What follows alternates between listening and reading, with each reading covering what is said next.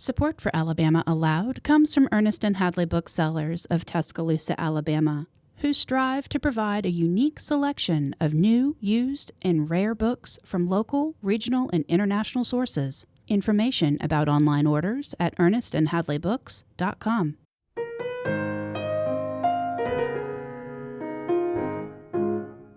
From Troy Public Radio, this is Alabama Aloud. I'm Don Noble. Alabama Aloud is the only podcast where you can hear Alabama stories read in their entirety. Today, I'll be reading Food That Pleases, Food to Take Home by Anthony Grooms. Anthony Grooms is the author of the novels A Vain Conversation and Birmingham, which is set in that city during the Civil Rights Movement. Many of the stories in his collection, Trouble No More, are also set in Birmingham, but this one is set in his hometown of Louisa, Virginia. Food That Pleases, Food to Take Home was published in the 1995 collection Trouble No More and is read here by permission of the author.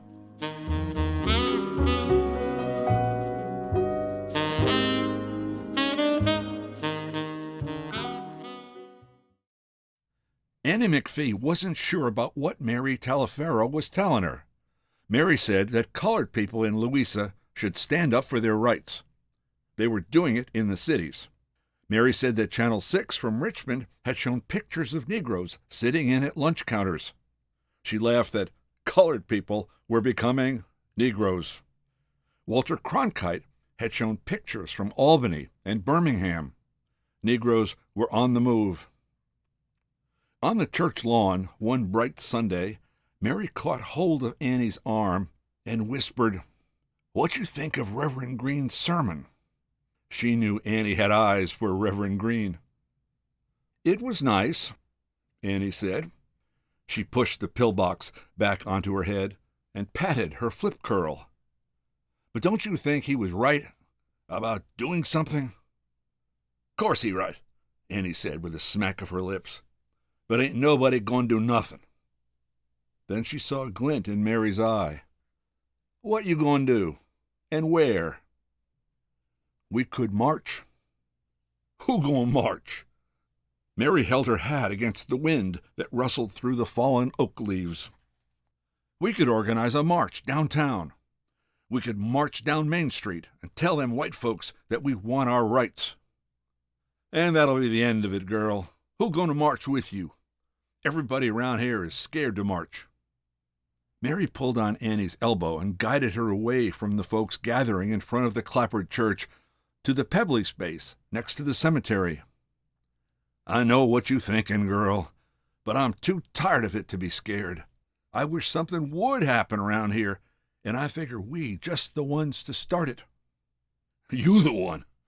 Annie put on her dark glasses. "Tell me who I look like." "Humph." Mary turned up her lips for a second. "I don't know, girl. Elizabeth Taylor." "Oh, child, you know I don't look like no Elizabeth Taylor." "Somebody else. Somebody even more famous than that." "Richard Burton." "I'm going to kill you.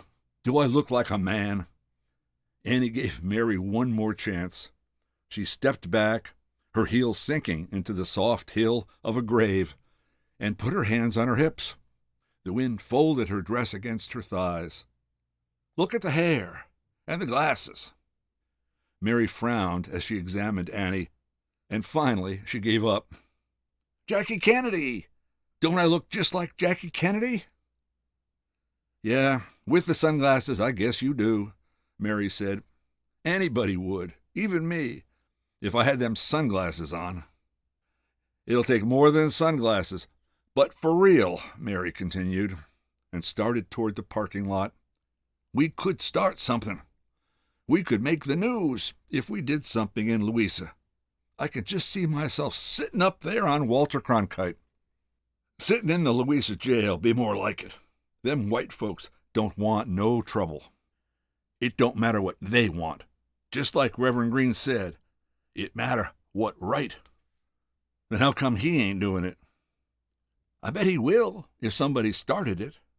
You know, he's a preacher, and he just can't run out and start no stuff." Mary placed her palms on the hood of the used Fairlane she had bought in Richmond with a down payment she had saved from factory work. She leaned up on her toes, as Reverend Green was known to do, and deepened her voice. "The Lord helps them that helps themselves. Amen. Say, the Lord provides." Annie swatted at her and giggled. "Somebody gonna hear you." "The Lord will part the Red Sea of injustice and send down the manna of equal rights." "Bill Green don't sound like that." Annie folded her arms. "Since when you call him Bill?" "Since when I want to." Mary's round cheeks dimpled and her teeth contrasted with her purplish-black face. "Just think how Bill Green would like it if we did something." "How you know what Reverend Green would like?" Annie whispered pointedly. "I just bet he would." They dressed to kill. They put on Sunday suits, high heels, and pillboxes. Mary wore her good wig. They put on lipstick and rouge and false eyelashes and drove to town in Mary's Fairlane. They had decided to sit in at May's drugstore. They parked at the far end of the one stoplight street, deserted in the cool mid-morning. People were at work, in the factory, or in the fields, or at the schools. The few people they passed stared at them, but no one knew them. "Don't you just hate it?" Mary said, seeming to bolster her anger as they walked down toward the store. "If you go in there, the minute you step in the door, old Lady May will break her neck running over to you. Can I help you?" You know, in that syrupy, sweet way. She won't let you look round for a second. Afraid you're going to steal something. Annie looked straight ahead, down the street of wooden and brick shops. The perspective was broken by the courthouse square and the little brick jailhouse beside it. Annie forced herself to match Mary's determined stride, lest her legs tremble so badly she fell. Or just touch something. And a white person, they can put their hands on anything they want, pick up stuff and put it back, like they own everything. "Lord, you know we better not touch nothing unless we ready to pay for it. Better have the money in your hand." Annie's voice trailed and stopped abruptly when she caught a glimpse of the sheriff's car parked behind the courthouse. What would Bill Green think if she got arrested, she wondered. She thought about the stories she had heard from her uncles, her mother's younger brothers, about spending time in the jailhouse for speeding or drinking. They told about the sheetless cots, the stench of the peapot, but said that the sheriff's wife's biscuits were good. Annie did not want to try the sheriff's wife's biscuits. She did not want to be dragged out of May's by the sheriff, to be touched by his big hands with the hairy knuckles she had once seen up close when he had come to give a talk at her high school.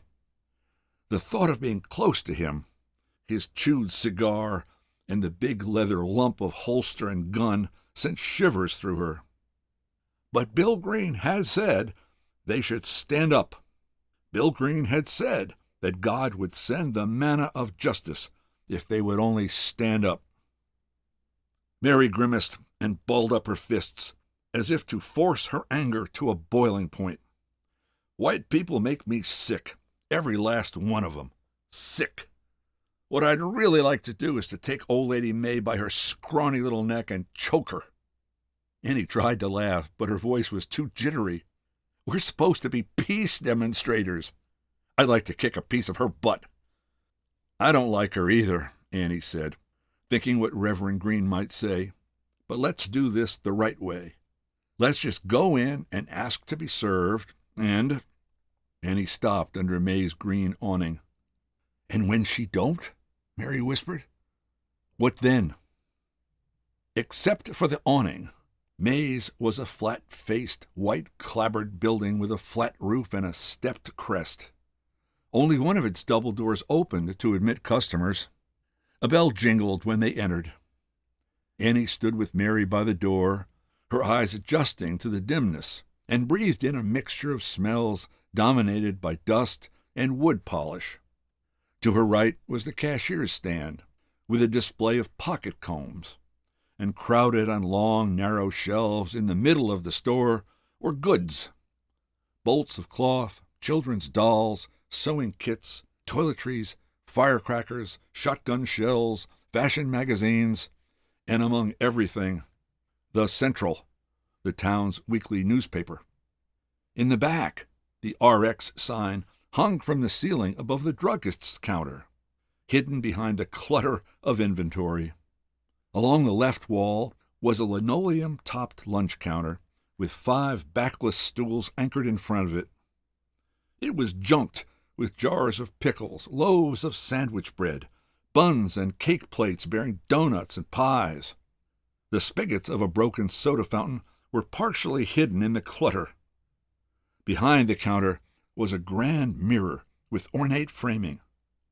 It was placarded with menus and handwritten signs announcing specials. The mirror was grease-spattered on one side from a small electric grill that sat on a shelf. On the other side, 2 huge coolers stood bubbling lemonade and orangeade. A broken neon sign above the mirror announced, "Food that pleases, food to take home." High above were shelves on which rested plastic wreaths of cemetery flowers. "She must be in the back," Mary whispered, "else she would have said something by now." Mary stepped quietly to the lunch counter and shot Annie an impatient frown. The scents of bath soaps and powders had attracted Annie as she passed the display, but she dared not touch them. "Maybe we should just buy something." "What for? You scared?" Annie straightened. "Do I look scared?" "Like you gonna pass a watermelon. Just do like I do. She gonna be scareder than us." The storage room behind the lunch counter was open. A low voice came from the room, and suddenly they heard a long moan, as if someone or some animal were grieving. "Jesus," whispered Annie. She pulled on Mary's elbow. Mary pushed closer to the counter, took a deep breath, and pulled herself up onto the first stool. She sat for a moment, her eyes as excited as a child's on a fairground ride. "You ever sit on one of these?" She caught herself for being too loud. She put on a serious face, her lips folded under so as not to look too big, placed her feet on the shiny circular footrest, and adjusted her skirt. Annie looked over her shoulder, expecting to see Mrs. May's stick-like figure marching hurriedly toward them, but all was still except for the putt-putting of the ceiling fans. Mary beckoned to Annie to sit on the stool beside her, and gingerly as a child testing hot bath water, Annie sat. She pulled herself up on the stool, forgetting to smooth her skirt as Mary had done. She sat ready to jump down at any moment. When the moan came again, she jumped. "Be there in a minute," drawled a woman from the storage room. It was not Mrs. May's voice, which was thin and whiny. A heavy woman, dressed in a blue calico shift with a lace collar safety-pinned at the neck, stepped from the storage room. Her gray curls were pulled back. Her face looked soft, and her eyes were large and round. When she saw the girls, the woman looked confused for a moment. Then she looked frightened and wrung her hands. "May I help you?" she asked. Annie looked at Mary, and Mary at Annie. They had never seen this woman before. After a moment, Mary drew a breath and said, "We would like to order." The woman pointed to the menu and stood back as if ready to retreat into the storage room. The moan came again from the room. "We don't want no takeout," Mary said, growing bolder. "We want to eat at the counter, like white folks. We want you to write it down on your little pad and bring us silverware wrapped in a napkin." "But," the woman said, and then she blanched. "But," the moan came again, loudly. She returned to the storage room. When the woman came back, she was shaking. I can't serve colored." Why can't you? Mary said. She tried to sound sophisticated. You have the food. You have the stove. All we want is a hamburger and some fries. She pointed to the orangeade. And some of that orange drink. The woman came slowly to Annie. Nervously, she put her hand out to the edge of the counter, like she wanted to touch Annie. I don't want trouble, miss, she said. I'm just helping out my sister-in-law, Ella May. She's very sick, you know. She's got a gallbladder. I'm not even from here. I'm from West Virginia. I don't want any trouble. Yes, ma'am, Annie said, then cleared her throat, took a deep breath, and fought to control her jittery voice. We just want our rights. Listen, the woman said, I will give you some food if you'll just take it on home. Then she added in a whisper, Mr. May will be back from the hospital soon, and please. No, Mary said firmly, crisping her endings the way their English teacher, Miss Bullock, had told them was proper. We done come all the way from Washington, D.C. We are part of President Johnson's Civil Rights Committee, and we gonna report you to the Dr. Martin Luther King. The woman stepped back from the counter. She bumped against the ice cream box. She seemed not to believe Mary, but was too afraid to say otherwise. Mr. May will return soon, she said, too uncertain to be threatening. She strained to see out the front door. Annie knew she was looking to see if somebody white was out there, and spun in a sudden fright. 2 black boys were brushing hayseed from their hair in front of the windows. If it were up to me, the woman said, if it were up to me, I would be glad to serve you. I don't mind colored. Honest. I'm from West Virginia. It is up to you, Mary said, a crooked, dimpled smile on her face. Who else is here? How come you don't want us Negroes to have our rights? Please, the woman said, clasping her hands together.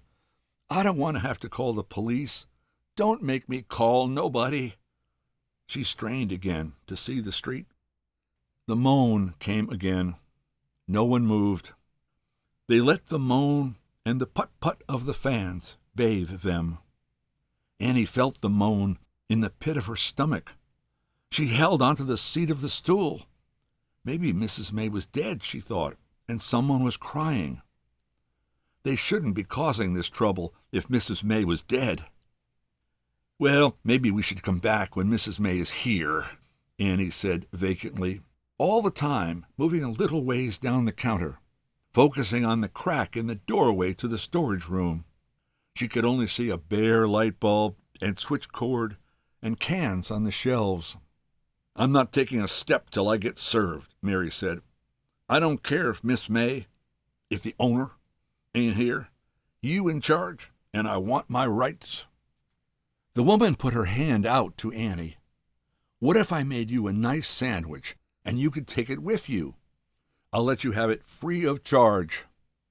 Ain't that some mess, Mary said, putting her hands on her hips.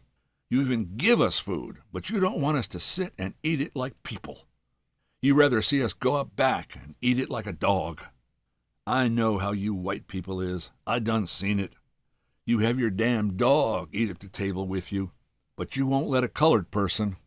Do I look like a dog to you? I don't own a dog, the woman said. She no longer wrung her hands, but gripped one inside the other. I don't own this place. I'm just helping my sister-in-law like I told you. And besides, it is the law. Like I told you, I got nothing against you. Not in the least.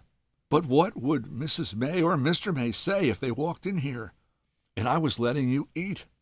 They wouldn't like it. I don't care what they like. The customer is always right. The moan came again, this time discernible as a word. Ma. What's that? Mary asked, her eyes wide. It's nothing to you, the woman said. Annie saw a movement, a shadow, behind the door. It was a slow, awkward swaying. The door squeaked and moved slightly. Annie looked first at Mary and then at the woman. "I can tell you what is my business," Mary said. "This here piece of pie is, and I got a good mind to help myself to it right now." She reached out for the lid of the pie plate. "Don't let me have to call somebody." "Call who you like. I ain't scared. I'll go to jail if I have to." "Don't be ugly," the woman said and waved her hand. She might have been snatching a fly out of orbit. "Just take it and go." The moan came again, deep and pathetic. It reminded Annie of the mourning doves that she could hear from her bedroom window just after sunrise. Only it was not so melodic as doves.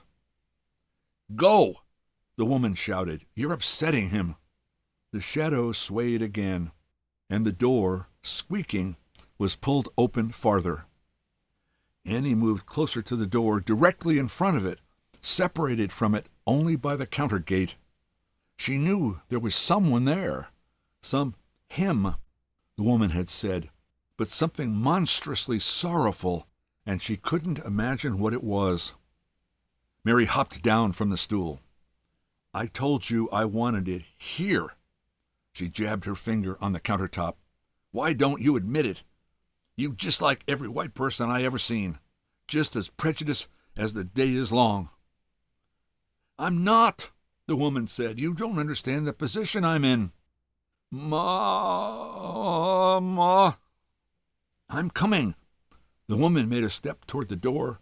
Then she turned back to Mary. "I'm not prejudiced." Her face was contorted. The moan came again with a resonating bass. "Baby," the woman said to the figure behind the door, and then to Mary, "Eat here, then. Eat all you want. I don't care." Mary stood stiffly, smiled. There was a small silence. "Serve me," she demanded. "Serve your damn self," the older woman said, her voice rising to a screech. Annie heard the argument and glanced now and again at Mary and the woman. But now the door was slowly swinging open, and she could see the thick fingers of a man holding on to the edge of it. He was a big man, big and fat like the sheriff. Annie looked at the woman. She felt her lips part. The moan, almost a groan, vibrated in her chest. The man was like an animal, a hurt animal, calling for his mother, Annie thought. Now she was afraid in a different way.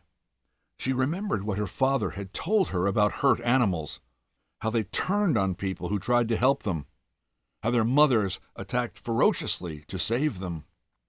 "Serve yourself." The woman had turned toward Mary. Her entire body trembled. Her hands, now unclasped, fanned the air. She pushed a loaf of sandwich bread across the counter toward Mary. She slapped a package of hamburger buns, causing it to sail and hit Mary on the shoulder. She threw Dixie cups, plastic forks, and paper napkins. Mary ducked below the countertop. "Serve yourself," the woman screamed. "Eat all the damn food you want."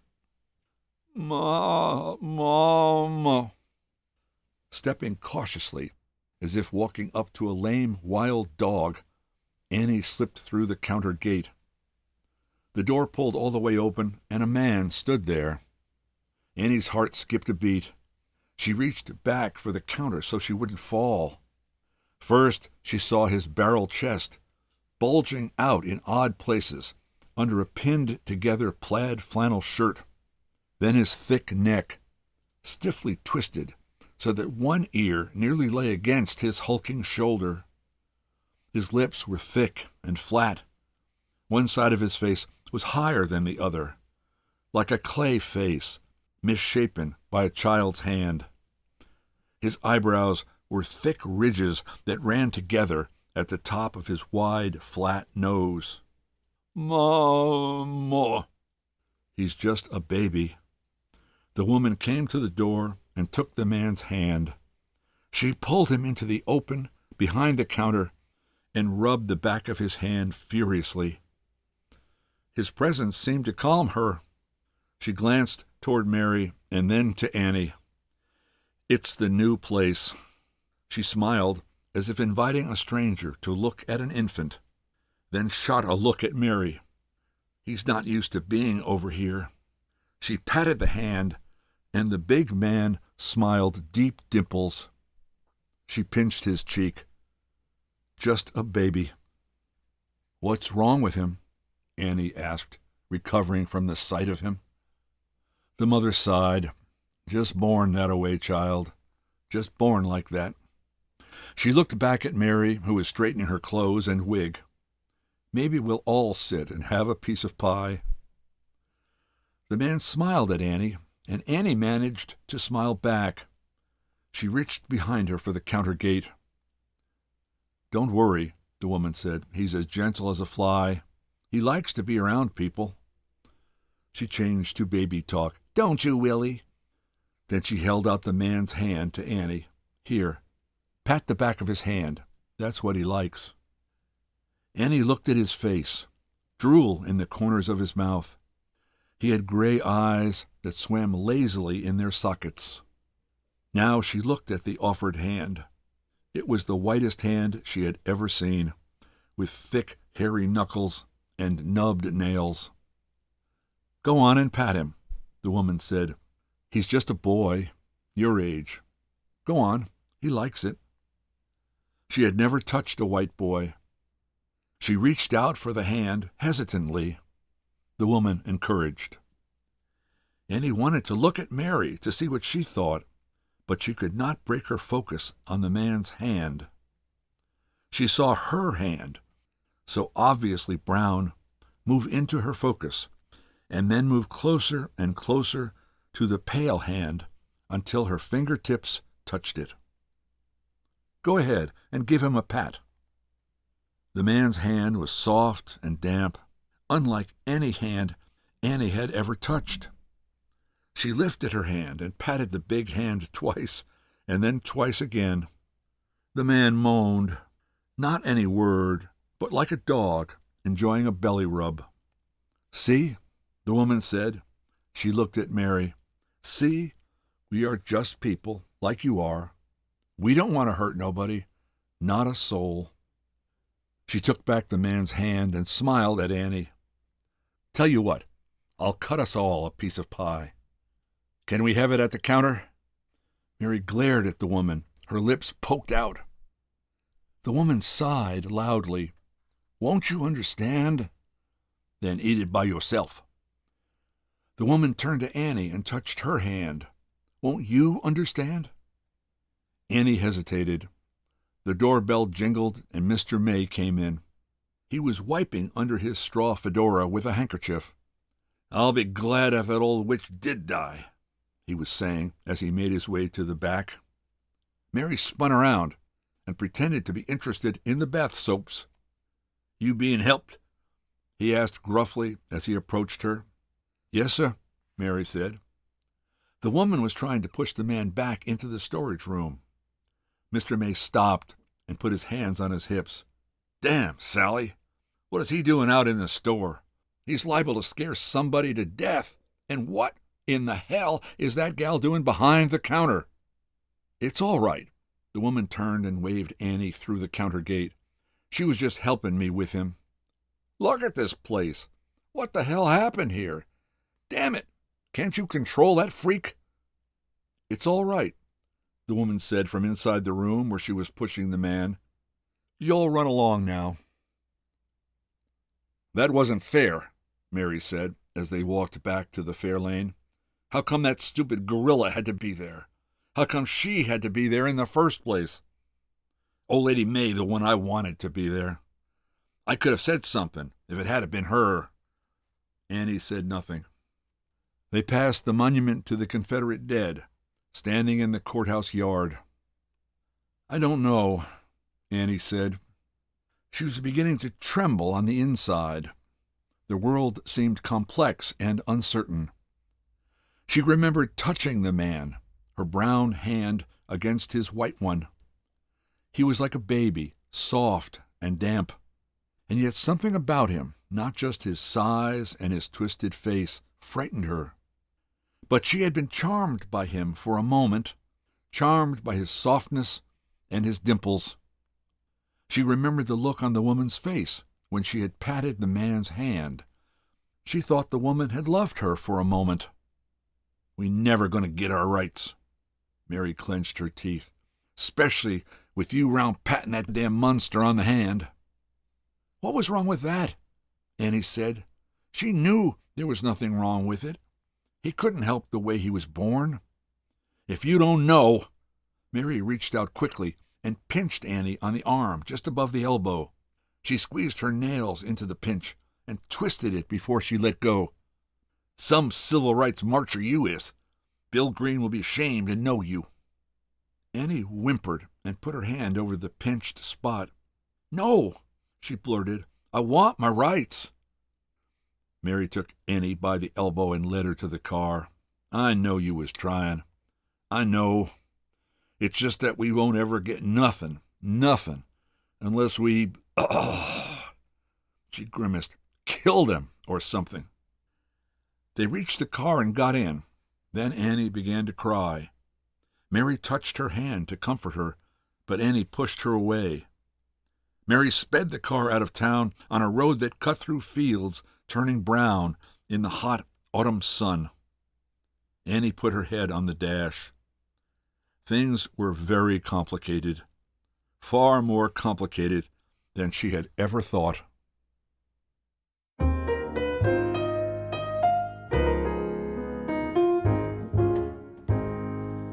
Food That Pleases, Food to Take Home was published in the 1995 collection Trouble No More and is read here by permission of the author.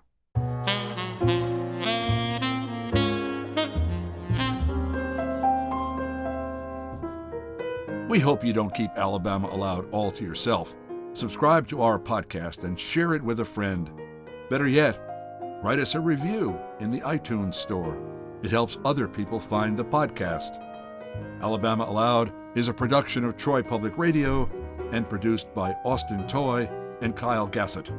Special thanks to Matt Clower, Buddy Johnson, Michelle Mowry, and Jennifer Horn. Alabama Aloud is made possible in part by a grant from the Alabama State Council on the Arts. So, until next time, when you'll hear more of Alabama Read Aloud, I'm Don Noble. Thanks for listening.